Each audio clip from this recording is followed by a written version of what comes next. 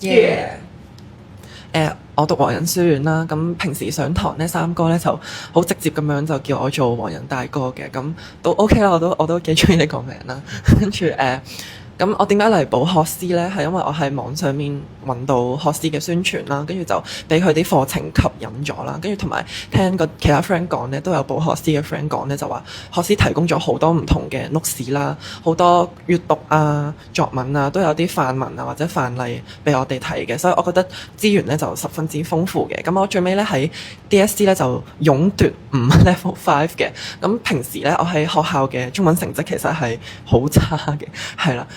唔合格嗰隻嘅，跟住學校都 pre 我攞3啊4啊，咁就係呢一 moment 咧，我就報咗學師，跟住咧就上咗佢啲堂啦，跟住上堂嗰陣時有好多唔同嘅練習啦，閱讀又有啦，寫作又有啦，跟住最尾再批改同埋俾 comment， 跟住另外有一個進步嘅方向啊，所以最尾喺reading 咧都攞到5星啦，呢個都係令我喜出望外嘅，我係未試過做 past paper 有攞到星。